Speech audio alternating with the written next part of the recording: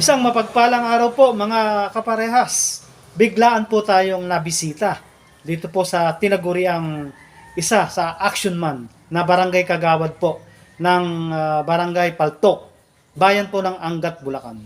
Karangalan ko pong ipinakikilala sa inyo ang tunay na gumawa, gumagawa at sigurado gagawa pa to ng maraming kabutihan at malasakit dito po sa kanyang nasasakupang barangay ng Paltok. Karangalan ko po pinakikilala sa inyo ang action man na si Ginagalang Barangay Kagawad Ramilo Ato Santos. Good morning po, Kagawad. Kumusta na po ba kayo? Okay naman po, masaya naman po. Konsi, mukhang happy-happy yung mukha po ninyo. Mukhang hindi po kayo na-stress.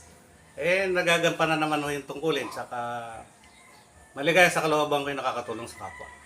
Alright, Konsi, hindi na po natin pahabain pa. Ito po, prangkahan na po tayo. Nung po bang nangangampanya po kayo dati, meron po ba kayong ipinangako sa inyong mga kabarangay na sadyang natugunan naman po?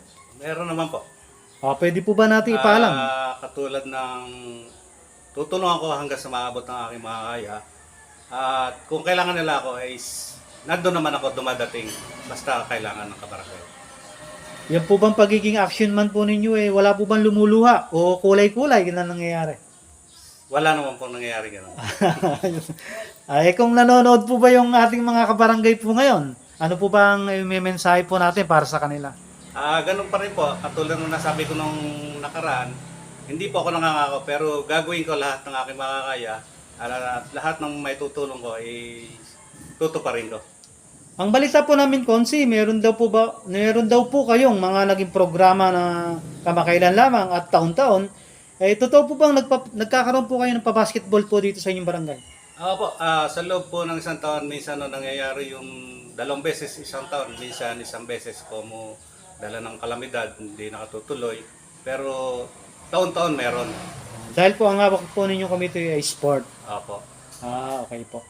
Kung darating po ba ang November 2, barangay election, kung sakali pong matutuloy, kayo po ba ay muling lalahok bilang po barangay kagawad or babalik lang po sa normal na pamumuhay? Sa ngayon po, naka-focus kami sa bago kong mga kasama dahil may sinasamahan akong bagong partido na kasama pa rin namin ngayon sa aming barangay. Pwede po ba natin ipaalam sa ating mga kabarangay nang malaman naman po nila yung ating pong makakasangga sa pagmamalasakit po sa barangay? Sige po.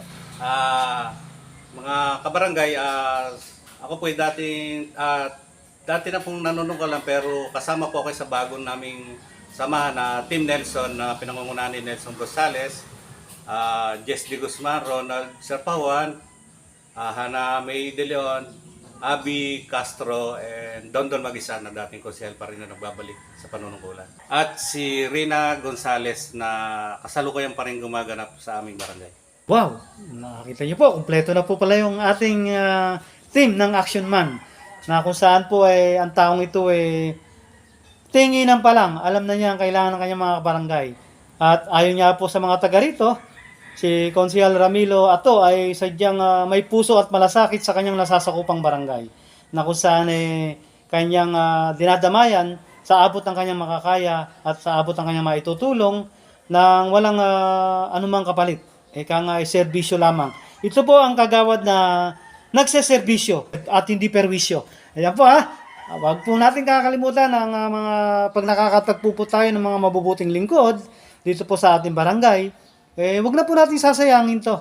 Buhat po dito sa Barangay Paltok, bayan po ng Angat, Bulacan. Ito po ang inyong kaparehas, Chris Castro, reporting.